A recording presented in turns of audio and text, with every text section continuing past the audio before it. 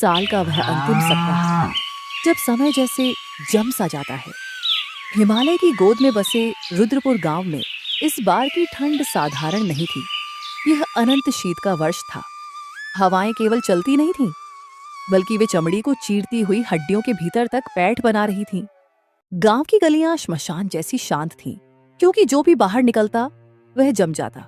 माधव की छोटी सी झोपड़ी चूल्हे की आग बुझने वाली है। काश इन लकड़ियों में थोड़ी और जान होती। बच्चे नीले पड़ रहे हैं। सवित्री, देखो, क्या पुरानी संदूक में कोई और कपड़ा बचा है? नहीं जी, जो था सब आरव और चुटकी पर डाल दिया है। खुद तो मैंने अपनी फटी हुई साड़ियाँ लपेट ली हैं, पर यह ठंड, ये तो किसी दानव की तरह हमें निगल रही है। तभी दरवाजे पर एक जोरदार दस्तक हुई। ये माधव का पुराना मित्र किशोर था। माधव, ओ माधव, अरे भाई, जल्दी दरवाजा खोल, वरना मैं यहीं पत्थर बन जाऊंगा। सेठ धनीराम ने पूरे गांव के मजदूरों को अपने गोदाम पर बुलाया है। सुना है आज वह सर्द राहत के पैसे बांटने वाला है। सच कह रहे हो? अगर आज कुछ पैसे मिल गए तो मैं बच्चों के लिए नया कंबल और भरपेट अनाज ले आऊंगा। सवित्री, दरवाजा अंदर से बंद कर लो, मैं किस्मत आजमा कर आता हूं। दोनों दोस्त घुटनों तक गहरी बर्फ में ढंसते हुए सेठ धनीराम की हवेली पहुंचे। वहां दर्जनों मजदूर खड़े थे। सबके चेहरे पर उम्मीद थी। चुप हो जाओ सब, तुम लोग यहाँ खैरात मांगने आए हो?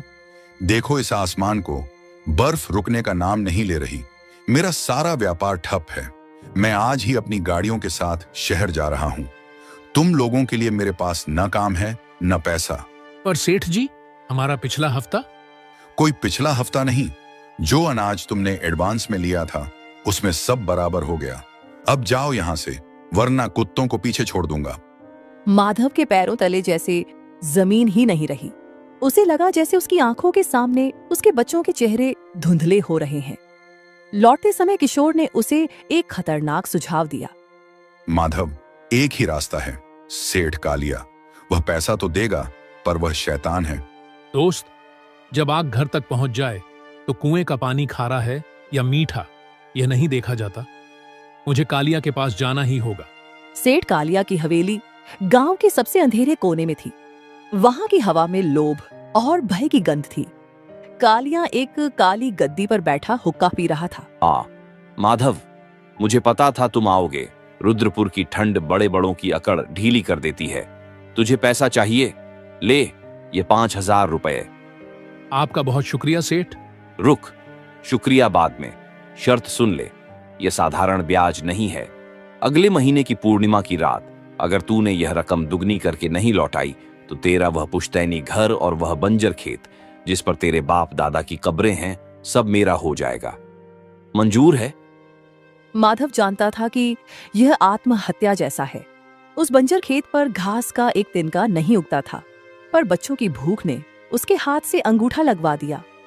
अगले दिन से माधव पागलों की तरह वह उस शापित पहाड़ी की मिट्टी खोदने लगा। तभी उसकी कुदाल किसी बहुत सख्त चीज से टकराई। यह क्या है? पत्थर तो नहीं लगता। यह तो गर्म है, जैसे इसके अंदर कोई सूरज छिपा हो। वह उसे घर ले आया। रात में जब सब सो रहे थे, कुल्हड़ से एक धीमी गुनगुनाहट सुनाई देने लगी। सवित्री उठी और देखा। जागिए, ये बर्तन, ये बोल रहा है। जैसे ही माधव ने कुल्हड़ को छुआ, उसे एक आवाज सुनाई दी।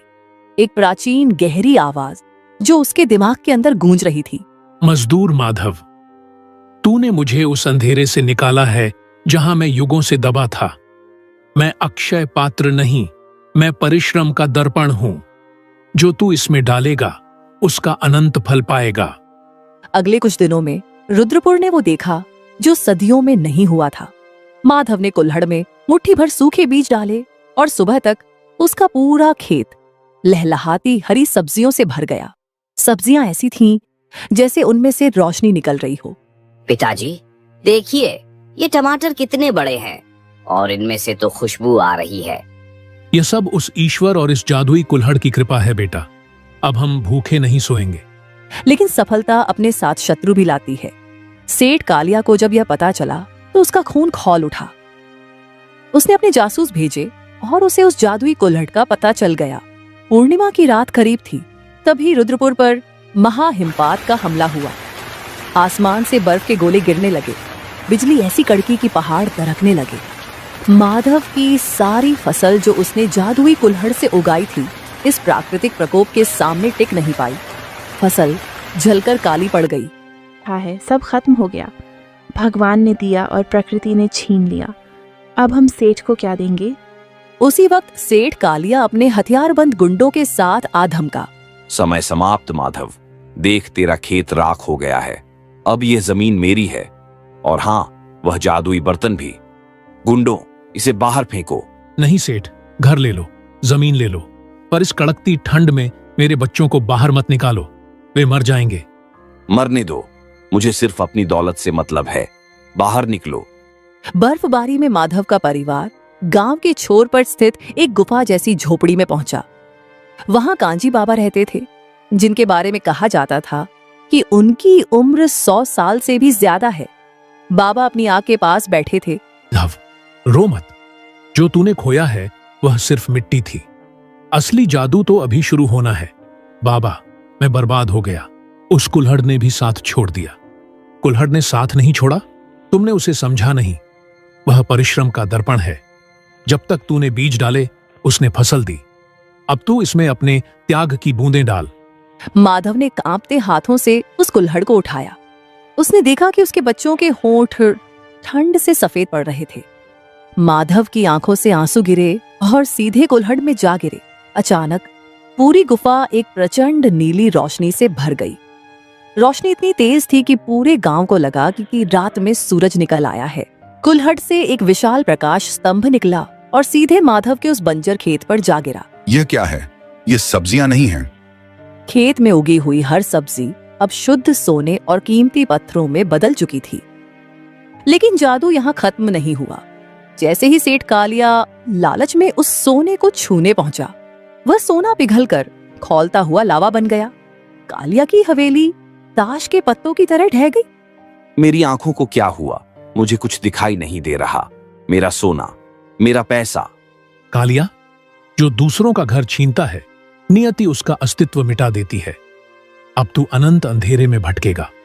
माधव ने उन जादुई रत्नों का उपयोग अपने स्वार्थ के लिए नहीं किया। उसने गांव में विशाल पाठशाला, अस्पताल और ऐसे घर बनवाए जो जादुई गर्माहट से भरे थे। कांजी बाबा उसी रात ओझल हो गए, पर गांव वालों का कहना है कि वे आज भी ऊंची पहाड़ियों पर बैठकर गांव की रक्षा करते हैं। सवित्री, देखो, आज रुद्रपुर में कोई भूखा नहीं है, कोई बेघर नहीं है। और इस तरह वह कड़कती ठंड रुद्रपुर के लिए एक वरदान बन गई। आज भी जब दिसंबर की रातें लंबी होती हैं, लोग आग के पास बैठकर माधव और उस जादुई कुल्हड़ की कहानी सुन